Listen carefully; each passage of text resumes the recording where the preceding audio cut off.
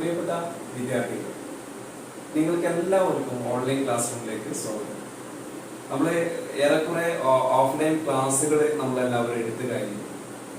ആദ്യം കുറച്ച് ഭാഗങ്ങൾ നമ്മൾ ഓൺലൈൻ ക്ലാസ്സിലെടുത്തു, പിന്നീട് നമ്മൾ ഓഫ്ലൈൻ തന്നെ വീണ്ടും 1 മുതൽ ഉള്ള ചാപ്റ്ററുകൾ തുടങ്ങി എല്ലാവർക്കും ഏകദേശം അതൊക്കെ മനസ്സിലായിട്ടുണ്ട് എന്നാണ് വിചാരിക്കുന്നത്.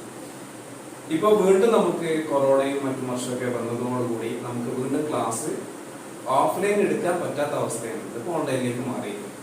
അപ്പൊ നമ്മുടെ പൊളിറ്റിക്സിന് പ്രധാനമായിട്ടും 2 പാർട്ടുകളായിരുന്നു ഉണ്ടായിരുന്നത്. ആ പാർട്ടിന്റെ ഫസ്റ്റ് പാർട്ടിലെ ഏറ്റവും ലാസ്റ്റ് ചാപ്റ്റർ ആണ് നമ്മൾ ഡിസ്കസ് ചെയ്തുകൊണ്ടിരുന്നത്. അതായത് the philosophy of Indian constitution എന്ന് പറയുന്ന ചാപ്റ്റർ ആയിരുന്നു നമ്മൾ ഡിസ്കസ് ചെയ്തിരുന്നത്, അല്ലെ? അപ്പോൾ ആ അധ്യായത്തില് ഇനി നമ്മൾ കുറെ ഭാഗങ്ങൾ ഡിസ്കസ് ചെയ്തതാണ്. അതിന്റെ ബാക്കിയാണ് നമ്മൾ ഈ ഓൺലൈൻ ക്ലാസ്സിലൂടെ ഡിസ്കസ് ചെയ്യുന്നത്. എന്നാൽ പോലും ഈ ടോപ്പിക്, ഈ ചാപ്റ്ററിൽ എന്തൊക്കെയാണ് ഡിസ്കസ് ചെയ്യാൻ പോകുന്നത് എന്ന് ഒന്നും കൂടെ ഞാൻ പറയുകയാണ്. ഈ അധ്യായത്തില് പ്രധാനമായിട്ടും നമ്മൾ ചർച്ച ചെയ്യുന്നത് 4 പോയിന്റുകളാണ്, 4 വിഷയങ്ങളെ കുറിച്ചാണ് വിശദീകരിച്ചുകൊണ്ടാണ് പറയുന്നത്. അത് ഒന്നാമത്തതാണ്, എന്താണ് ഭരണഘടനയുടെ തത്വശാസ്ത്രം അല്ലെങ്കിൽ ഭരണഘടനയുടെ തത്വശാസ്ത്രത്തെ കുറിച്ചുള്ള പഠനത്തിന്റെ പ്രാധാന്യം എന്താണ്? അതാണ് ഒന്നാമത്തെ ടോപ്പിക്. അത് നമ്മൾ പറഞ്ഞു, എന്തിനാണ് നമ്മൾ ഭരണഘടനയിലേക്ക് തിരിഞ്ഞു നോക്കുന്നത്, ഭരണഘടനയുടെ ആദ്യകാലങ്ങളിൽ ഭരണഘടനാ നിർമ്മാണ സമിതിയിൽ എന്തെല്ലാം ചർച്ചകളാണ് നടന്നത് എന്നതൊക്കെ പറഞ്ഞുകൊണ്ട് നമ്മൾ അതിന്റെ പ്രാധാന്യം പറഞ്ഞു. രണ്ടാമത്തെ പോയിന്റ് എന്ന് പറയുന്നത് ഇന്ത്യൻ ഭരണഘടനയുടെ കേന്ദ്ര സവിശേഷതകൾ എന്തൊക്കെയാണ്. ഇന്ത്യൻ ഭരണഘടനയുടെ കേന്ദ്ര സവിശേഷതകൾ അല്ലെങ്കിൽ ഇന്ത്യൻ ഭരണഘടനയുടെ പൊളിറ്റിക്കൽ ഫിലോസഫി എന്തൊക്കെയാണ്, എന്താണെന്നല്ലേ എന്തൊക്കെയാണ് എന്നത്. രണ്ട്, ഭരണഘടനയെ കുറിച്ചുള്ള വിമർശനങ്ങൾ എന്തൊക്കെയാണ്, മൂന്നാമത്തെ പോയിന്റാണ്. നാലാമത്തത്, എന്തൊക്കെയാണ് നമ്മുടെ ഭരണഘടനയുടെ പരിമിതികൾ എന്തൊക്കെയാണ്. ഈ 4 ടോപ്പിക്കാണ് the philosophy of Indian constitution എന്ന് പറയുന്ന ചാപ്റ്ററിൽ ഡിസ്കസ് ചെയ്യുന്നത്. ഓക്കെ, അപ്പൊ അതിൽ ഒന്നാമത്തെ പോയിന്റ് ഞാൻ ഓൾറെഡി പറഞ്ഞു, നമ്മൾ ഡിസ്കസ് ചെയ്ത് കഴിഞ്ഞതാണ്. അപ്പൊ രണ്ടാമത്തെ പോയിന്റ് ആണ് ഇന്ന് നമ്മൾ ഡിസ്കസ് ചെയ്തത്. ഇന്ത്യൻ ഭരണഘടനയുടെ കേന്ദ്ര സവിശേഷതകൾ എന്തൊക്കെയാണ് എന്ന് പറയുന്ന ടോപ്പിക്കിന്റെ ചെറിയൊരു ഭാഗമാണ് ഇന്ന് ഡിസ്കസ് ചെയ്യുന്നത്. ഓക്കെ, അപ്പോ what is the political philosophy of Indian constitution, അല്ലെങ്കിൽ രാഷ്ട്ര തത്വശാസ്ത്രം എന്നാൽ എന്താണ്, അതും അല്ലെങ്കിൽ ഭരണഘടനയുടെ കേന്ദ്ര സവിശേഷതകൾ എന്തൊക്കെയാണ് എന്നതാണ് നമ്മളിപ്പോൾ ഡിസ്കസ് ചെയ്യുന്നത്. അപ്പോൾ political philosophy of Indian constitution എന്ന് ചോദിച്ചാലും ഇന്ത്യൻ ഭരണഘടനയുടെ കേന്ദ്ര സവിശേഷതകൾ എന്തൊക്കെയാണെന്ന് ചോദിച്ചാലും ഒന്ന് തന്നെയാണ് ആൻസർ. ആ രീതിയിൽ തന്നെയാണ് നമുക്ക് ആൻസർ ചെയ്യുന്നത്. അപ്പം ഭരണഘടനയുടെ തത്വശാസ്ത്രം അല്ലെങ്കിൽ the philosophy of Indian constitution എന്ന് പറയുന്നത് ഒറ്റ വാക്കിൽ നമുക്ക് എന്ത് ചെയ്യാൻ പറ്റില്ല, എക്സ്പ്ലെയിൻ ചെയ്യാൻ പറ്റില്ല, വിശദീകരിക്കാൻ കഴിയില്ല. അത് വളരെ പ്രയാസമുള്ള സങ്കീർണമായ ഒന്നാണ്. എന്നാൽ പോലും നമുക്ക് ഭരണഘടനയുടെ തത്വശാസ്ത്രം എന്താണെന്നുള്ളത് നമുക്ക് ഇങ്ങനെ പറയാൻ പറ്റും. സ്വാതന്ത്ര്യം, സമത്വം, സാമൂഹിക നീതി, ദേശീയ ഐക്യം എന്നീ ആശയങ്ങളോട് ഇന്ത്യൻ ഭരണഘടനയുടെ പ്രതിബദ്ധതയാണ് അത് കാണിക്കുന്നത്. എത്രത്തോളം പ്രതിബദ്ധത പുലർത്തി എന്നുള്ളതാണ് ഫിലോസഫി എന്ന രീതിയിൽ നമ്മളതിനെ വിലയിരുത്തുന്നത്. അപ്പൊ വ്യക്തി സ്വാതന്ത്ര്യം, സാമൂഹിക നീതി, ന്യൂനപക്ഷങ്ങളോടും വൈവിധ്യങ്ങളോടുമുള്ള ആദരവ്, അതുപോലെ തന്നെ മതേതരത്വം, വൈവിധ്യം, അതുപോലെ തന്നെ സാർവത്രിക വോട്ടവകാശം, ഫെഡറലിസം, ദേശീയ സ്വത്വം എന്നീ ആശയങ്ങളാണ് ഇന്ത്യൻ ഭരണഘടനയുടെ രാഷ്ട്രീയ തത്വശാസ്ത്രം എന്ന് പറയുന്നത്.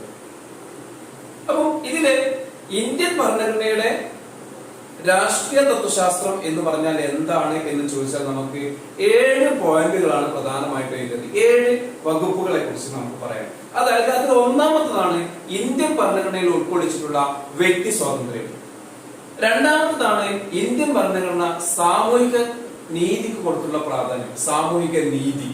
അതുപോലെ തന്നെ ന്യൂനപക്ഷങ്ങളോടും വൈവിധ്യങ്ങളോടുമുള്ള ആദരവ് പുലർത്തിക്കൊണ്ടാണ് ഇന്ത്യൻ ഭരണഘടന നിർമ്മിക്കപ്പെട്ടിട്ടുള്ളത്.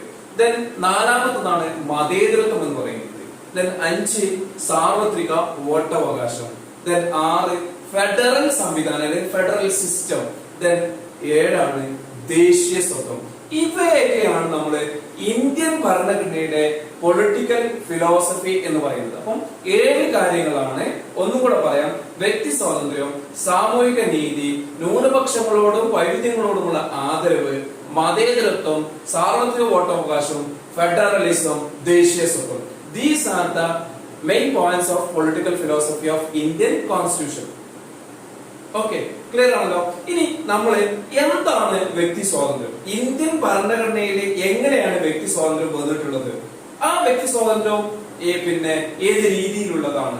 അതെങ്ങനെയാണ് ഇന്ത്യൻ ഭരണഘടനയുടെ പൊളിറ്റിക്കൽ ഫിലോസഫിയുടെ ഭാഗമായി മാറിയത് എന്നീ കാര്യങ്ങളെ കുറിച്ചാണ് ഇനി നമ്മൾ ഡിസ്കസ് ചെയ്യുന്നത്. അങ്ങനെ ഓരോ ടോപ്പിക്കും, സാമൂഹിക നീതി, ന്യൂനപക്ഷങ്ങളോടും അതുപോലെ തന്നെ വൈവിധ്യങ്ങളോടുമുള്ള ആദരവ്, മതേതരത്വം, സാർവത്രിക വോട്ടവകാശം, ഫെഡറലിസം, ദേശീയ സ്വത്വം, ഇവയൊക്കെ എങ്ങനെയാണ് ഇന്ത്യൻ ഭരണഘടനയിൽ ഉൾക്കൊള്ളിച്ചത് എന്നതിനെ കുറിച്ചാണ് ഈ ചാപ്റ്ററിൽ ഒരു ഭാഗത്ത് രണ്ടാമത്തെ പോയിന്റ് എന്ന നിലയിൽ നമ്മൾ ഡിസ്കസ് ചെയ്യുന്നത്. അതിലെ ഫസ്റ്റ് പോയിന്റ് ആണ് വ്യക്തി സ്വാതന്ത്ര്യം എന്ന് പറയുന്നത്. ആ വ്യക്തി സ്വാതന്ത്ര്യം രണ്ടാമത്തെ പോയിന്റ് ആയിട്ടുള്ള സാമൂഹിക നീതിയും കൂടെ നമുക്ക് വിശദീകരിച്ച് ഇന്നത്തെ ക്ലാസ് നമുക്ക് വൈൻഡ് അപ്പ് ചെയ്യാം. ഓക്കെ, നമ്മൾ ഇനി ഡിസ്കസ് ചെയ്യാൻ പോകുന്നത് ഇൻഡിവിജ്വൽ ഫ്രീഡം ആണ്. ഇൻഡിവിജ്വൽ ഫ്രീഡം അഥവാ വ്യക്തി സ്വാതന്ത്ര്യം. വ്യക്തി സ്വാതന്ത്ര്യം എന്ന് പറഞ്ഞാൽ നമ്മുടെ ഫിലോസഫി ഓഫ് ഇന്ത്യൻ കോൺസ്റ്റിറ്റ്യൂഷനെ, പൊളിറ്റിക്കൽ ഫിലോസഫി ഓഫ് ഇന്ത്യൻ കോൺസ്റ്റിറ്റ്യൂഷനെ പ്രധാനപ്പെട്ട ഒന്നാണ് ഇൻഡിവിജ്വൽ ഫ്രീഡം എന്ന് പറയുന്നത്. വ്യക്തി സ്വാതന്ത്ര്യമുള്ള പ്രതിബദ്ധതയാണ് ഇന്ത്യൻ ഭരണഘടനയുടെ ഏറ്റവും പ്രധാനപ്പെട്ട സവിശേഷത എന്ന് പറയുന്നത്. എന്തുകൊണ്ടാണ് ഇന്ത്യൻ ഭരണഘടനയുടെ ഏറ്റവും പ്രധാനപ്പെട്ട ഒരു സവിശേഷതയായിട്ട് വ്യക്തി സ്വാതന്ത്ര്യം വന്നത് എന്ന് ഒരു ചോദ്യം ചോദിച്ചു കഴിഞ്ഞാൽ അതിൽ നിന്ന് നമ്മൾ മനസ്സിലാക്കേണ്ടത്, അതിന് ആൻസർ ചെയ്യുമ്പോൾ നമ്മൾ ശ്രദ്ധിക്കേണ്ട കാര്യം എന്ന് പറയുന്നത്, ബ്രിട്ടീഷുകാര് ഇന്ത്യ ഭരിച്ചിരുന്ന കാലത്ത് ഇവിടെ വ്യക്തി സ്വാതന്ത്ര്യം പ്രാധാന്യം ഉണ്ടായിരുന്നില്ല എന്നതാണ്. പത്രങ്ങളുടെ സ്വാതന്ത്ര്യം വെട്ടിക്കൊടുക്കുന്ന അനേകം നിയമങ്ങൾ കൊണ്ടുവന്നു. ബ്രിട്ടീഷ് ഗവൺമെന്റ് കൊണ്ടുവന്ന മറ്റൊരു ആക്ടാണ് റൗലറ്റ് ആക്ട് എന്ന് പറയുന്നത്. ഈ റൗലറ്റ് ആക്ട് പ്രകാരം ആരെയും എപ്പോ വേണമെങ്കിലും അറസ്റ്റ് ചെയ്യാനും വിചാരണ കൂടാതെ തടവിലാക്കാനുമുള്ള ഒരു അധികാരം ഗവൺമെന്റ് കൊണ്ടുവന്നു. നേരത്തെ ഞാൻ പറഞ്ഞ പത്രസ്വാതന്ത്ര്യങ്ങളെ നിഷേധിച്ചതുമായി ബന്ധപ്പെട്ട് അതിനൊക്കെ എതിരെ ശക്തമായിട്ട് വാദിച്ച സാമൂഹിക പരിഷ്കർത്താക്കളിൽ പ്രധാനപ്പെട്ട ഒരാളാണ് രാജാറാം മോഹൻ റായ് എന്ന് പറയുന്നത്. അനേകം സാമൂഹിക പരിഷ്കർത്താക്കൾ ഇത്തരത്തിലുള്ള ഈ നടപടികൾക്കെതിരെ ശബ്ദിച്ചിരുന്നുണ്ട്. അതേപോലെ തന്നെ റൗലറ്റ് ആക്ട് പോലുള്ള സംഭവങ്ങൾക്കെതിരെ ദേശീയ പ്രസ്ഥാനം ശക്തമായിട്ട് അതിനെ എതിർത്തിരുന്നു എന്നുള്ളതാണ്. അപ്പോ ഈ ബ്രിട്ടീഷുകാരുടെ കാലഘട്ടത്തിൽ നമുക്ക് കിട്ടാതെ പോയ ഇത്തരത്തിലുള്ള സ്വാതന്ത്ര്യങ്ങൾ, വ്യക്തി സ്വാതന്ത്ര്യങ്ങൾ, അതുപോലെ തന്നെ പലതരത്തിലുള്ള കഷ്ടതകളും ചൂഷണങ്ങൾക്കും എതിരെ ഉള്ള ഒരു അവകാശം എന്ന നിലയിൽ, അല്ലെങ്കിൽ അത് നമ്മുടെ വരും തലമുറകൾക്ക് ലഭിക്കണം എന്നുള്ള ആശയത്തിൽ നിന്നുമാണ് ഇൻഡിവിജ്വൽ ഫ്രീഡം എന്ന നിലയിൽ നമ്മുടെ ഭരണഘടനയിലേക്ക് ഈ വകുപ്പ് വരുന്നത്. അതുകൊണ്ട് തന്നെ അഭിപ്രായ സ്വാതന്ത്ര്യവും അന്യായമായ അറസ്റ്റിൽ നിന്നും വിചാരണ കൂടാതെയുള്ള തടവിൽ നിന്നൊക്കെ ഇന്ത്യൻ ഭരണഘടന അവിഭാജ്യമായിട്ടുള്ള ഒരു ഘടകമായിട്ട് ഇന്ത്യൻ ഭരണഘടനയിലെ ഈ വകുപ്പുകൾ ഉൾക്കൊള്ളിക്കാനുള്ള കാരണം എന്ന് പറയും. അപ്പോൾ ഈ വകുപ്പുകളെല്ലാം ഉൾക്കൊള്ളിക്കാനുള്ള കാലം ഒരു കാലത്ത് നമുക്കത് ലഭിച്ചിരുന്നില്ല എന്നതുകൊണ്ടാണ്. കൂടാതെ മനസാക്ഷിക്കനുസരിച്ച് പ്രവർത്തിക്കാനുള്ള സ്വാതന്ത്ര്യം ഭരണഘടനയിൽ ഉൾക്കൊള്ളിച്ചിട്ടുണ്ട് എന്നുള്ളതാണ് ഒരു പ്രധാനപ്പെട്ട ഭാഗമാണ്. അപ്പൊ ഇത്തരത്തിലുള്ള വകുപ്പുകളൊക്കെ ഉൾക്കൊള്ളിച്ചപ്പോൾ നമ്മുടെ ഭരണഘടന ഒരു ഉദാര സംവിധാനം, ലിബറൽ ഭരണഘടനയുടെ സ്വഭാവം കാണിച്ചു എന്നുള്ളതാണ്. ലിബറലിസം എന്ന് പറഞ്ഞാല് വ്യക്തികൾക്ക് കൂടുതൽ പ്രാധാന്യം കൊടുത്തിട്ടുണ്ട്. അവരുടെ വ്യക്തി, അതായത് അഭിപ്രായ സ്വാതന്ത്ര്യവും ആവിഷ്കാര സ്വാതന്ത്ര്യവും അതുപോലെ തന്നെ അന്യായമായ അറസ്റ്റിൽ നിന്നുള്ള സ്വാതന്ത്ര്യം, ഇങ്ങനെയുള്ള കുറെ അവകാശങ്ങൾ കൊടുത്തപ്പോൾ നമ്മുടെ ഭരണഘടനയെ നമുക്ക് ഒരു ലിബറൽ ഭരണഘടന എന്ന രീതിയിലേക്ക് നമുക്ക്, അല്ലെങ്കിൽ ലിബറൽ ഭരണഘടനയുടെ സ്വഭാവം അതിലൂടെ ഈ ഇൻഡിവിജ്വൽ ഫ്രീഡത്തിലൂടെ നമുക്ക് കാണുന്നു. ചുരുക്കത്തില് വ്യക്തി സ്വാതന്ത്ര്യം എന്ന തത്വശാസ്ത്രം ദേശീയ പ്രസ്ഥാനത്തിന്റെ, നമ്മുടെ ദേശീയ പ്രസ്ഥാനം അല്ലെങ്കിൽ ദേശീയ നേതാക്കൾ നെഞ്ചിലേറ്റിയ ഒരു പ്രധാനപ്പെട്ട അവകാശമായിരുന്നു എന്നുള്ളതാണ്, അല്ലെങ്കിൽ പ്രധാനപ്പെട്ട ഒരു സ്വാതന്ത്ര്യമായിരുന്നു എന്നുള്ളതാണ് നമ്മൾ മനസ്സിലാക്കിയത്. നമ്മുടെ ഭരണഘടനാ ശില്പികളെ ആ തത്വശാസ്ത്രത്തെ വളരെയേറെ വിലമതിക്കുകയും നമ്മുടെ ഭരണഘടനയിൽ അത് ഉൾക്കൊള്ളുകയും ചെയ്തു എന്നുള്ളതാണ്. അപ്പം ഇൻഡിവിജ്വൽ ഫ്രീഡം എന്ന് പറയുന്ന ഒരു വകുപ്പ് നമ്മുടെ ഭരണഘടനയിൽ ഉൾക്കൊള്ളിച്ചതിന്റെ തത്വശാസ്ത്രം എന്ന് പറയുന്നത് ഇതായിരുന്നു. ഒരു കാലത്ത് നമുക്ക് ലഭിക്കാതിരുന്നത് വരും തലമുറക്ക് അല്ലെങ്കിൽ നമുക്ക് സ്വാതന്ത്ര്യം കിട്ടിക്കഴിഞ്ഞാൽ നമുക്ക് എല്ലാവർക്കും അത് കൊടുക്കണം. അത് ഇല്ലാതാകുമ്പോൾ എന്തെല്ലാം പ്രയാസങ്ങൾ ഉണ്ടാകുന്നു എന്നുള്ളത് ദേശീയ നേതാക്കന്മാരെ കൃത്യമായി മനസ്സിലാക്കുകയും അത് ഉണ്ടാക്കാൻ വേണ്ടി ശ്രമങ്ങൾ നടത്തുകയും ചെയ്തതിന്റെ ഫലമായിട്ടാണ് ഇൻഡിവിജ്വൽ ഫ്രീഡം എന്ന് പറയുന്ന വകുപ്പ് തന്നെ നമ്മുടെ അല്ലെങ്കിൽ അതുമായി ബന്ധപ്പെട്ട വ്യവസ്ഥകൾ നമ്മുടെ ഭരണഘടനയിൽ ഉണ്ടായിരുന്നത്. ഓക്കെ, ഇനി രണ്ടാമത്തെ പോയിന്റ് ആണ് the political philosophy of Indian constitution. ഒന്നാണ് ഇൻഡിവിജ്വൽ ഫ്രീഡം, രണ്ട് സോഷ്യൽ ജസ്റ്റിസ്, സാമൂഹിക നീതി എന്ന് പറഞ്ഞാൽ എന്താണ്? അപ്പൊ സാമൂഹിക നീതി എന്ന് പറഞ്ഞാൽ എന്താണ് എന്നുള്ളത് നമുക്കറിയാം. ഇന്ത്യൻ ഭരണഘടന നമ്മൾ നേരത്തെ സൂചിപ്പിച്ച ഒരു ലിബറൽ സ്വഭാവമുള്ള ഒന്നാണ് എന്ന് നമ്മളിപ്പോ സൂചിപ്പിച്ചു. ലിബറൽ എന്ന് പറഞ്ഞാൽ വ്യക്തികൾക്ക് കൂടുതൽ പ്രാധാന്യം കൊടുത്തുകൊണ്ടുള്ള ആ വ്യക്തികൾക്ക് ലിബറലിസം എന്ന് പറഞ്ഞാൽ ഒരു പാശ്ചാത്യ ക്ലാസിക്കൽ സങ്കല്പമാണ്. അല്ലെങ്കിൽ ആ ക്ലാസിക്കൽ ലിബറലിസം ത്തിന്റെ അർത്ഥത്തില് വ്യക്തികൾക്ക് കൂടുതൽ പ്രാധാന്യം കൊടുത്തിട്ടുണ്ട്. പാശ്ചാത്യ ലിബറലിസം എന്ന് പറഞ്ഞാൽ വ്യക്തികൾക്ക് കൂടുതൽ പ്രാധാന്യം കൊടുത്തുകൊണ്ടുള്ള ഒരു ആശയത്തെയാണ് ലിബറലിസം എന്ന് പറയുന്നത്. അതിനാണ് കൂടുതൽ പ്രാധാന്യം കൊടുത്തത്, വ്യക്തികൾക്ക് കൂടുതൽ സ്വാതന്ത്ര്യം കൊടുക്കുന്നു എന്നതാണ്. അപ്പൊ എന്നാൽ ഇന്ത്യൻ ഭരണഘടനയിലെ ലിബറലിസം എന്ന് പറയുന്നത് പാശ്ചാത്യ ക്ലാസിക്കൽ ലിബറലിസവുമായി തമ്മിൽ ബന്ധപ്പെടുത്തുമ്പോൾ ഒരുപാട് വ്യത്യാസങ്ങളുണ്ട്. പ്രധാനമായിട്ടും രണ്ട് തരത്തിലുള്ള വ്യത്യാസങ്ങളെ ഇന്ത്യൻ ലിബറലിസവും പാശ്ചാത്യ ക്ലാസിക്കൽ ലിബറലിസവും തമ്മിൽ ഉണ്ട്. പാശ്ചാത്യ ക്ലാസിക്കൽ ലിബറലിസം എന്ന് പറഞ്ഞാൽ വ്യക്തികൾക്ക് കൂടുതൽ പ്രാധാന്യം കൊടുക്കുന്ന ആശയമാണ് എന്ന് നമ്മൾ ആദ്യം മനസ്സിലാക്കി വെക്കണം. ഓക്കെ, എന്നിട്ട് ഇന്ത്യൻ ലിബറലിസം എന്താണ്, അല്ലെങ്കിൽ ഇന്ത്യൻ ഭരണഘടന ഉൾക്കൊള്ളിച്ച ലിബറലിസത്തിന്റെ രണ്ട് വ്യത്യാസങ്ങൾ എന്താണെന്നുള്ളതും മനസ്സിലാക്കാൻ പറ്റും. അപ്പൊ ഇന്ത്യൻ ഭരണഘടന ഉൾക്കൊള്ളിച്ച ലിബറലിസത്തിന്റെ വ്യത്യാസം എന്ന് പറയുന്നത് അത് ഏറ്റവും കൂടുതൽ പ്രാധാന്യം കൊടുത്തത് ഇൻഡിവിജ്വൽ ഫ്രീഡത്തിനല്ല, അല്ലെങ്കിൽ വ്യക്തി സ്വാതന്ത്ര്യത്തിനല്ല, പകരം സാമൂഹിക നീതിക്കാണ് അത് പ്രാധാന്യം കൊടുത്തിട്ടുള്ളത്. സാമൂഹിക നീതിക്കാണ് അത് സദാ ബന്ധപ്പെട്ട് കഴിക്കുന്നത് എന്നുള്ളതാണ്. സാമൂഹിക നീതിയുമായി ബന്ധപ്പെട്ടുകൊണ്ടാണ് ഇന്ത്യൻ ലിബറലിസം പറയുന്നത്, അല്ലെങ്കിൽ ഇന്ത്യൻ ഭരണഘടന ഉൾക്കൊള്ളിച്ച ലിബറലിസം എന്ന് പറയുന്നത്. രണ്ടാമത്തെ ഘടകം എന്ന് പറഞ്ഞാൽ സാമൂഹിക മൂല്യങ്ങൾക്ക് പ്രാധാന്യം കൊടുക്കുന്നില്ല. സാമൂഹിക നന്മ ഉണ്ടാക്കുന്നതിന് വേണ്ടി സാമൂഹികപരമായിട്ടുള്ള നന്മകൾ ഉയർത്തിക്കൊണ്ടുള്ള മൂല്യങ്ങൾക്ക് പ്രാധാന്യം, വാല്യൂസിന് പ്രാധാന്യം കൊടുത്തുകൊണ്ടുള്ള ഒരു സാമൂഹിക നീതി കൊണ്ടുവരുന്നതിന് വേണ്ടിയിട്ടാണ് ഇന്ത്യൻ ലിബറലിസം അല്ലെങ്കിൽ ഇന്ത്യൻ ഭരണഘടന ഉൾക്കൊള്ളുന്ന ലിബറലിസം പ്രാധാന്യം കൊടുക്കുക. അപ്പൊ രണ്ട് വ്യത്യാസങ്ങളാണ്. പാശ്ചാത്യ ക്ലാസിക്കൽ ലിബറലിസവുമായി ബന്ധപ്പെടുത്തുമ്പോൾ ഇന്ത്യൻ ലിബറലിസത്തിന് അല്ലെങ്കിൽ ഇന്ത്യൻ ഭരണഘടന ഉൾക്കൊള്ളിച്ച ലിബറലിസത്തിന് രണ്ട് വ്യത്യാസങ്ങളുണ്ടെന്ന് പറഞ്ഞു. അത് പ്രാധാന്യം കൊടുത്ത സാമൂഹിക നീതിക്കാണ്. പാശ്ചാത്യ ലിബറലിസം പ്രാധാന്യം കൊടുത്തത് വ്യക്തികൾക്കാണ്.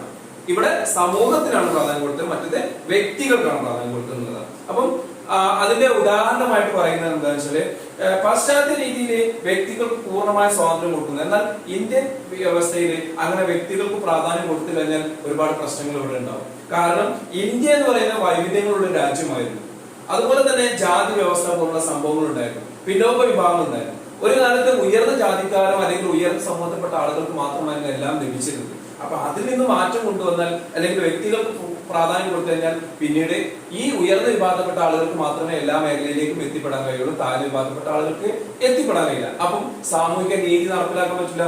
അപ്പൊ സാമൂഹിക നീതി നടപ്പിലാക്കണമെങ്കിൽ എന്ത് ചെയ്യണം? സാമൂഹികമായിട്ട് തന്നെ ഈ വിഭാഗങ്ങളെ പരിഗണിക്കണം. അങ്ങനെ ആ വിഭാഗങ്ങൾ പരിഗണിക്കുമ്പോൾ മാത്രമേ സാമൂഹിക നീതി നടപ്പിലാക്കാൻ പറ്റുള്ളൂ. അപ്പൊ അതിനു വേണ്ടിയാണ് നമ്മുടെ ഭരണഘടനയിൽ സംവരണം പോലുള്ള വ്യവസ്ഥകൾ കൊണ്ടുവന്നത്.